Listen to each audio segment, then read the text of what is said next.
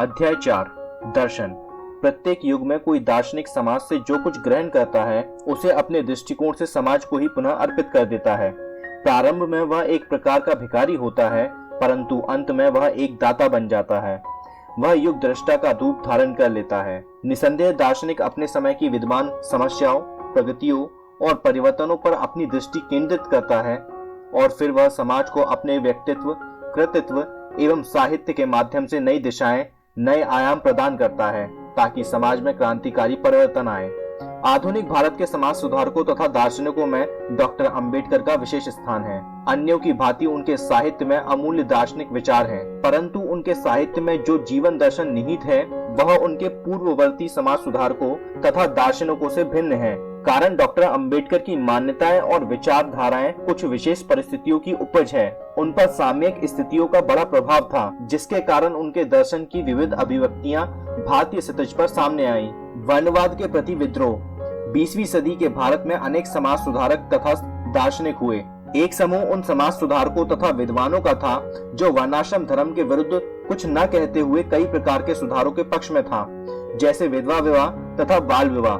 दूसरा समूह उन समाज सुधारकों तथा विद्वानों का था जो मूलतः वर्णाश्रम धर्म के विरुद्ध था और वे उसे उखाड़ फेंककर मौलिक सुधारों के पक्ष में थे, क्योंकि वर्णाश्रम जातिवाद को वे विभिन्न सामाजिक बुराइयों की जड़ मानते थे। डॉक्टर अंबेडकर का नाम द्वितीय श्रेणी में आता है, क्योंकि उन्होंने वर्णवाद के प्रतिरोध में जो अकाट्य तर्क दिए संभवतः किसी अन्य समाज सुधारक ने नहीं दिए। वर्णवाद क्या होता है, उसकी तीव्रता कैसी होती है और उसके व्यवहार में क्या पीड़ा निहित है, यह एक अछूत ही अच्छी तरह जान सकता है। डॉक्टर अंबेडकर ने केवल वर्ण व्यवस्था के सिद्धांत का ही गंभीरता से अध्ययन नहीं किया, बल्कि उसके व्यवहार का शिकार भी उन्हें होना पड़ा। इस प्रकार सिद्धांत और व्यवहार की कसौटी पर कसकर डॉक्टर अंबेडकर ने वर्णवाद को देखा। ऐसी स्थिति में यदि उन्होंने वर्णवाद का विरोध किया तो यह न्यायोचित ही था। हिंदू धर्म यह मानते हैं कि वर्ण व्यवस्था ईश्वरकृत है। प्रजाति के मुख, बाहु, जांग और पांव से क्रमशः ब्राह्मण, क्षत्रिय, वैश्य तथा शूद्र उत्पन्न हुए। यह वैदिक रूपक ऋग्वेद के 10वें मंडल के पुरुष सूक्त में मिलता है। यही चातुर्य वर्ण व्यवस्था कहलाती है। कहा जाता है कि यह वैदिक वर्ण व्यवस्था गुना कर्मानुसार थी और चारों वर्णों में रोटी बेटी का व्यवहार होता था। ब्राह्मणों का काम शिक्षा दीक्षा देना था, उन्हें ही वेद मंत्रों का स्वामी माना जाता था। क्षत्रियों का काम समाज में शांति व्यवस्था कायम करना था, वे ही देश की रक्षा का भार संभालते थे। वैश्यों का काम व्यापार तथा कृषि को संभालना था। शूद्रों का काम इन वर्णों की सेवा करना था। वर्ण व्यवस्था में अधिकारों की अपेक्षा कर्तव्यों पर अधिक बल दिया गया। महिलाओं के बारे में वर्ण व्यवस्था में कोई विभाजन नहीं किया। ब्राह्मण चारों वर्णों की महिलाओं से शादी कर सकता था। क्षत्रिय अपने तथा निम्न 2 वर्णों की महिलाओं से, वैश्य अपने तथा शूद्र वर्णों की महिलाओं से विवाह कर सकता था, लेकिन शूद्र अपने ही वर्ण की महिला के साथ विवाह का अधिकारी था। वर्ण व्यवस्था में ब्राह्मण तथा क्षत्रिय 2 ही को श्रेष्ठ कोटि में रखा गया। इन दोनों में भी ब्राह्मणों के विशेषाधिकार बहुत थे। वर्ण व्यवस्था का प्रारंभिक रूप कुछ भी हो, कालांतर में वह जन्म पर आधारित हो गई। जन्मानुसार वर्ण व्यवस्था में ब्राह्मण वर्ग की श्रेष्ठता तथा शूद्र वर्ग की हीनता पर अत्यधिक बल दिया गया। ब्राह्मण को भूदेव कहा गया तो शूद्र को चांडाल, पतित तथा नीच की संज्ञा दी गई। हिंदू धर्म के अनुसार ब्राह्मण, क्षत्रिय एवं वैश्य को अधिकार था कि वे शूद्र से किसी भी प्रकार की सेवा करवा सकते थे। साथ ही साथ शूद्रों को विद्यायन, हथियार रखने तथा व्यापार करने का कोई अधिकार नहीं था। वेद मंत्रों का सुनना तो उनके लिए अभिशाप था। ब्राह्मणों को अधिकार था कि वे शूद्रों की धन संपत्ति छीन लें और तीनों वर्गों के लोगों को यह भी अधिकार था कि वे शूद्रों को जितना चाहे मारे पीटें। मनुस्मृति में कहा गया है कि समर्थ होने पर भी शूद्र धन संग्रह न करे, क्योंकि धन इकट्ठा होने पर वह ब्राह्मण को तंग करेगा। उधर गौतम धर्म सूत्र में यह लिखा है कि शूद्र यदि वेद सुने तो उसके कान में शीशे का एवं लाख का पिघला हुआ गर्म रस डाला जाए। यदि शूद्र वेद का उच्चारण करे तो उसकी जीभ काट दो। यदि शूद्र वेद्यायन करके वेदयज्ञ बने तो उसके शरीर के टुकड़े टुकड़े कर दो। तो मैं शूद्रों के लिए केवल झूठन खाने की व्यवस्था रखी। वे केवल फटे पुराने कपड़े ही पहन सकते थे। ब्राह्मण मूर्ख हो तो भी कोई पाप दोष नहीं, परंतु शूद्र ज्ञानी हो तो भी पूज्य नहीं। इसलिए गोस्वामी तुलसीदास ने भी लिख दिया, पूजिए विप्र शील गुण हीना, नहीं शूद्र गुण ज्ञान प्रवीणा। हिंदुओं के लोकप्रिय भागवत गीता ने भी वर्ण व्यवस्था की पुष्टि एवं पोषण किया। गीता के 4थे अध्याय का 13वां श्लोक भी यह कहता है, चातुर्वर्ण मया षष्ठम गुना कर्म विभाग सह तस्य कर्तारंपि मां विद्य कर्ता रंभयम। अर्थात चारों वर्णों की व्यवस्था गुण और कर्म के भेद से मैंने निर्मित की है। उसका कर्ता होते हुए भी मुझ अविनाशी को अकर्ता जान। गीता ने इसी व्यवस्था को सर्वधर्म कहा और यह निर्धारित किया कि उसमें जिस व्यक्ति की आस्था नहीं हो वह ईश्वर भक्ति का अधिकारी नहीं हो सकता। गीता के विद्वानों ने इस ग्रंथ का सहारा लेकर हिंदू परंपरावादी समाज व्यवस्था को, जिसमें ऊंच नीच की भावनाएं संवेद हो गईं, न्यायोचित ठहराया। गीता के अतिरिक्त सभी हिंदू धर्म ग्रंथों ने वर्णवाद की वकालत की और जितने भी हिंदू साधु संत, ऋषि मुनि, पंडित ज्ञानी आए, सभी ने वर्णाश्रम को आदर्श व्यवस्था मानकर जाति एवं छुआछूत की निंदा की। डॉक्टर अंबेडकर ने यही अंतर विरोध पकड़ा और कहा कि वर्ण व्यवस्था ही तो जाति एवं छुआछूत, ऊंच नीच, भेदभाव आदि का मूलाधार है। उसको उखाड़े बिना, उसका विनाश किए बिना समाज सुधार का कार्यक्रम सफल नहीं हो सकता। डॉक्टर साहब का यह निश्चित मत था कि वर्ण व्यवस्था को नष्ट किए बिना जातिवाद तथा छुआछूत मिटाने का आंदोलन एक छल कपट के सिवाय और कुछ नहीं है, क्योंकि तीनों ही एक दूसरे से परस्पर संबंधित हैं। डॉक्टर अंबेडकर ने अपनी एक छोटी सी किंतु सारगर्भित पुस्तक में वर्णवाद का खंडन किया है और साथ ही जाति एवं छुआछूत के उन्मूलन के उपाय सुझाए हैं। उन्होंने लिखा है कि वर्ण भेद ने सार्वजनिक भावनाओं को मार डाला है, वर्ण भेद ने सद्गुण को जात पंथ के नीचे दबा दिया है और सदाचार को जात पंथ में जकड़ दिया है। यह ठीक भी है कि वर्णवाद हिंदू समाज में इतना छा गया है कि हिंदू धर्म में निहित कुछ सद्गुणों का भी लोप हो गया। जब तक यह व्यवस्था हिंदुओं के मन में है तब तक उनका समाज सुधार, धर्म प्रचार और शुद्धि आंदोलन निरर्थक है। निश्चय ही डॉक्टर अंबेडकर ने कहा कि जब तक वर्ण व्यवस्था है तब तक कोई संगठन नहीं हो सकता और जब तक संगठन नहीं तब तक हिंदू लोग दुर्बल और दब्बू ही बने रहेंगे। उनमें आत्मा शक्ति और सामाजिक समता का विकास नहीं हो पाएगा।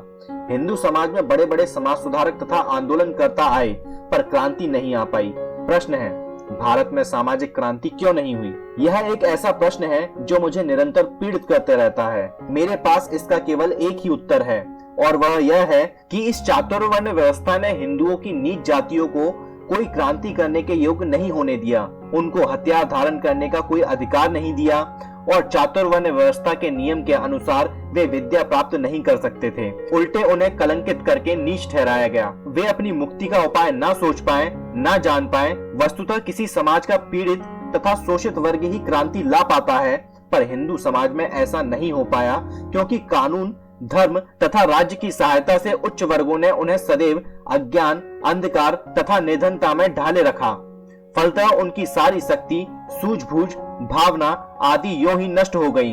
अतएव उच्च वर्ग ने केवल इन वर्गों के साथ अन्याय, अत्याचार तथा अनाचार किया, बल्कि समूचे देश को गलत मार्ग पर ला पटका। और उसका परिणाम क्या हुआ, यह किसी की आंखों से छुपा हुआ नहीं है। डॉक्टर अंबेडकर ने गीता द्वारा जन्मजात गुणों के आधार पर प्रतिपादित चातुर्वर्ण व्यवस्था का भी खंडन किया। हालांकि गीता ने यह दार्शनिक आदर्श सांख्य दर्शन से ग्रहण किया। सांख्य दर्शन में यह माना गया है कि मनुष्य जाति के सभी मानसिक एवं शारीरिक गुण मूलतः तीन गुणों सत्व, रज, तम की अभिव्यक्तियां हैं। इन तीनों गुणों में निरंतर परस्पर संघर्ष एवं परिवर्तन होता रहता है ताकि एक दूसरे पर अपना प्रभुत्व स्थापित कर लें। इस प्रकार आदमी के स्वभाव में जो प्रकृति का ही अंग मात्र है, निरंतर परिवर्तन की संभावना है। इसलिए डॉक्टर अंबेडकर ने यह तर्क दिया कि यदि मनुष्य में तीन गुणों की प्रधानता है जिसमें प्रभुत्व के लिए संघर्ष होता है, तो यह कैसे मान लिया जाए कि एक व्यक्ति में जो गुण जन्म के समय प्रधान है वही गुण मृत्यु तक प्रधान बने रहेंगे।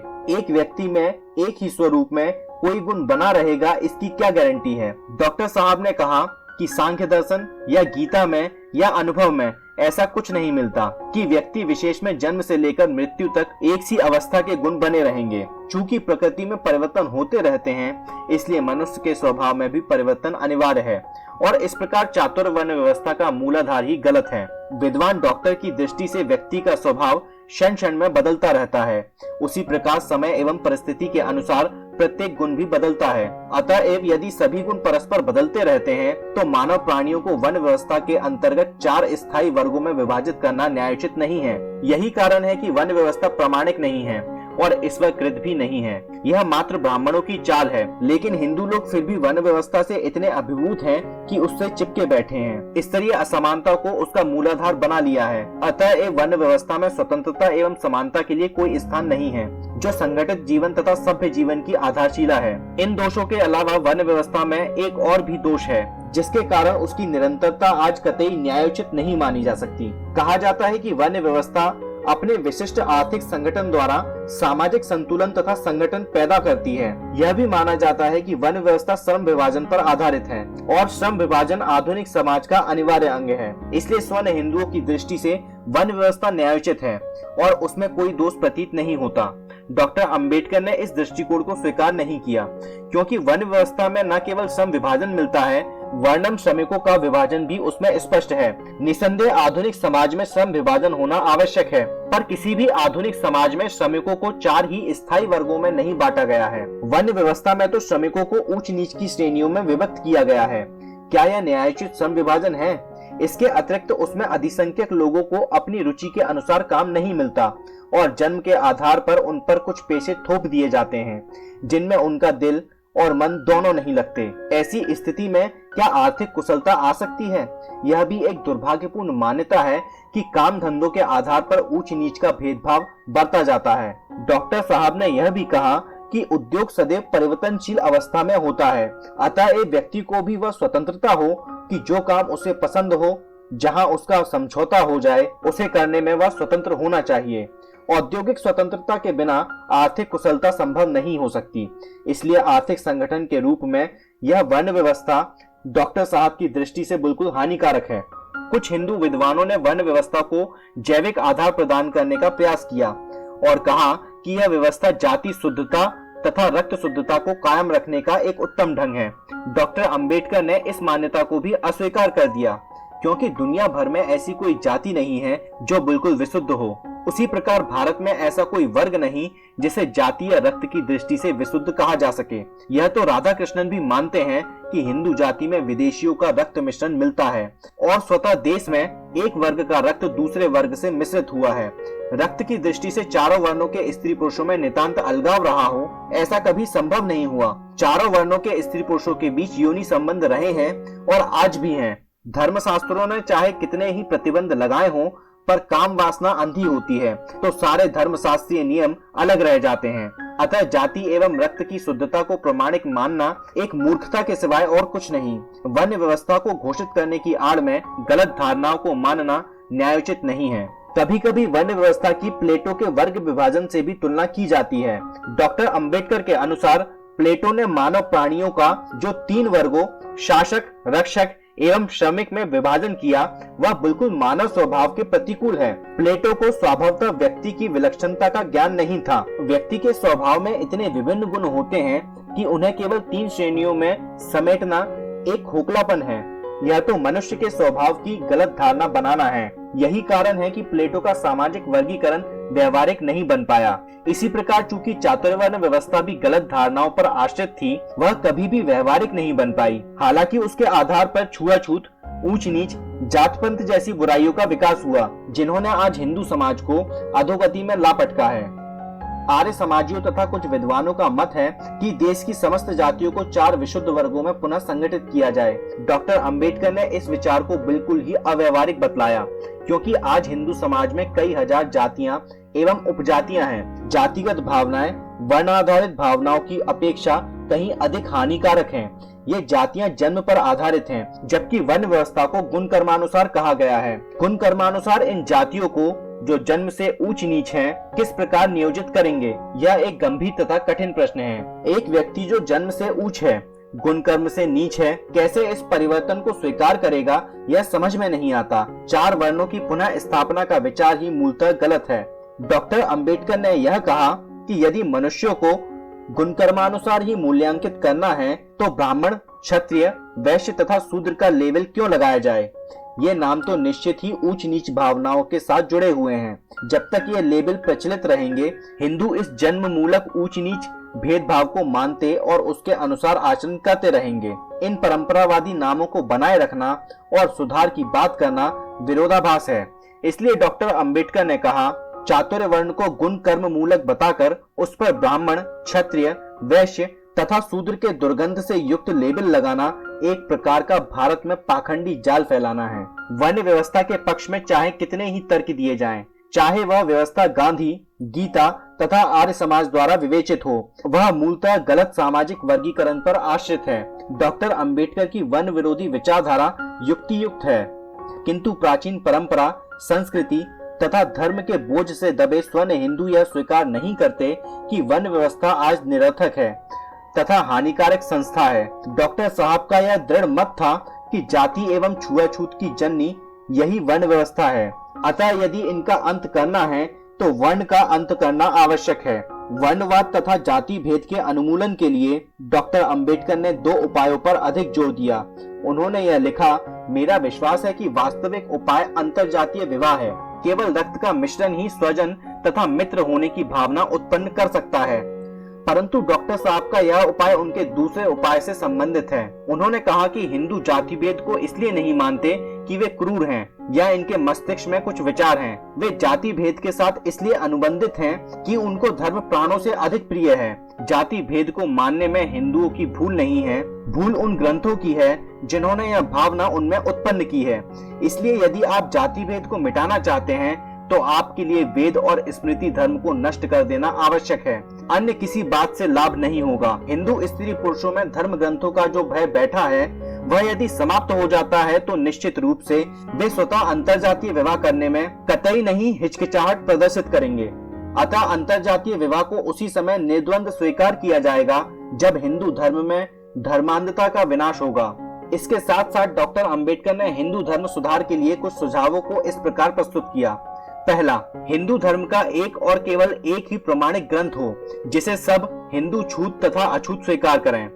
दूसरा, पुरोहित का पेशा परंपरागत ना होकर योग्यता पर आधारित हो, अर्थात सभी वर्गों के लोगों को पुरोहित बनने का अधिकार होना चाहिए। यह कानून भी बने कि कोई हिंदू तब तक पुरोहित नहीं बन सकेगा जब तक वह राज्य द्वारा निर्धारित परीक्षा पास नहीं कर लेता और वह पुरोहिताई करने की सनद सरकार से प्राप्त नहीं कर लेता। और तीसरा, जिस पुरोहित के पास राज्य का प्रमाण पत्र ना हो उसके द्वारा करवाया गया कोई संस्कार मान्य ना हो, और जिस व्यक्ति के पास सनद ना हो उसके द्वारा पुरोहिताई के काम को दंडित माना जाए। इस प्रकार डॉक्टर अंबेडकर ने वर्णवाद, जाति भेद एवं छुआछूत के प्रति अपना विरोध ही प्रकट नहीं किया बल्कि ठोस सुझाव भी प्रस्तुत किए जिन पर चलकर हिंदू समाज एवं धर्म में मौलिक परिवर्तन लाए जा सकते हैं। संक्षेप में, हिंदुओं को अपने धर्म ग्रंथों के प्रति दृष्टिकोण और अपने ही हिंदू भाइयों के प्रति व्यवहार को समय तथा परिस्थिति के अनुकूल बदलना चाहिए। डॉक्टर अंबेडकर द्वारा वर्णवाद के प्रति विद्रोह की भावना का यही अर्थ है। उनका विद्रोह निश्चय ही विधिवंशात्मक न होकर रचनात्मक एवं सार्थक था, जिसे मानववादी दृष्टिकोण से ही भली भांति समझा जा सकता है।